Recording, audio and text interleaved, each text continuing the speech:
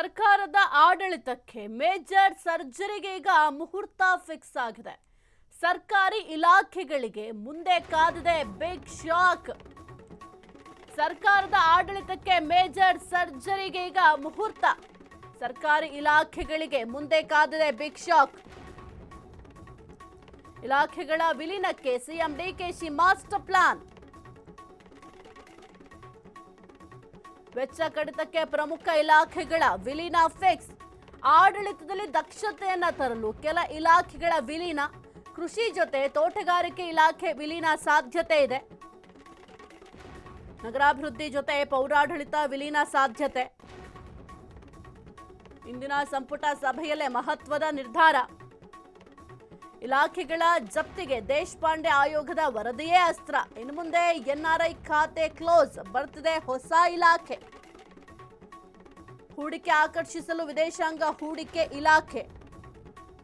ಒಂದೇ ಸೂರಿನಡಿ ಒಂದೇ ತೆರನಾದ ಇಲಾಖೆ. ಸಾಧಕ ಬಾಧಕಗಳ ಬಗ್ಗೆ ಕೂಡ ಈ ಒಂದು ಸಂದರ್ಭದಲ್ಲಿ ಚರ್ಚೆಯನ್ನ ಮಾಡಲಾಗುತ್ತೆ.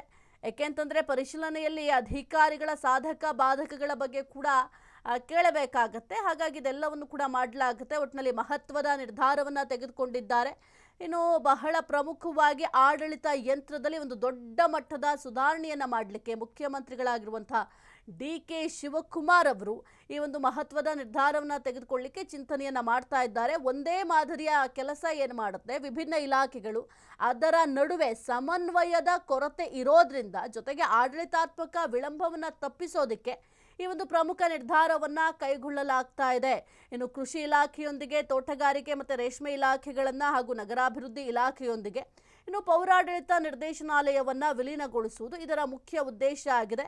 ಯಾಕೆಂತಂದ್ರೆ ಈ ಒಂದು ಮಹತ್ತರ ಬದಲಾವಣೆಗೆ ಹಿರಿಯ ನಾಯಕ ಆರ್ ವಿ ದೇಶಪಾಂಡೆ ಅವರ ನೇತೃತ್ವದ ಆಡಳಿತ ಸುಧಾರಣಾ ಆಯೋಗದ ವರದಿ ಏನಿದೆ ಆ ಒಂದು ವರದಿಯನ್ನ ಸದ್ಯಕ್ಕೆ ಆಧಾರವಾಗಿ ಇಟ್ಟಿಸಿಕೊಳ್ಳಲಾಗಿದೆ.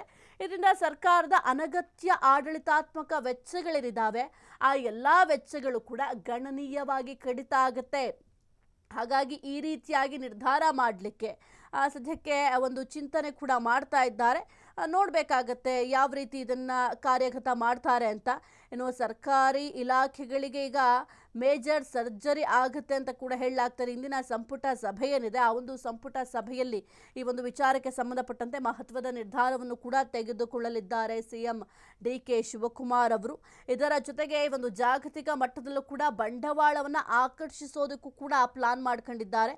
ಸದ್ಯಕ್ಕೆ ಚಾಲ್ತಿಯಲ್ಲಿರುವಂತಹ ಅನಿವಾಸಿ ಭಾರತೀಯರ ಅಂದರೆ ಎನ್ಆರ್ಐ ವಿಭಾಗವನ್ನು ಮುಚ್ಚಿ ಅದರ ಬದಲಿಗೆ ಹೊಸದಾಗಿ ವಿದೇಶಾಂಗ ಹೂಡಿಕೆ ಇಲಾಖೆಯನ್ನ ಸ್ಥಾಪಿಸಲು ಕೂಡ ಸರ್ಕಾರ ಈಗ ಮುಂದಾಗಿದೆ.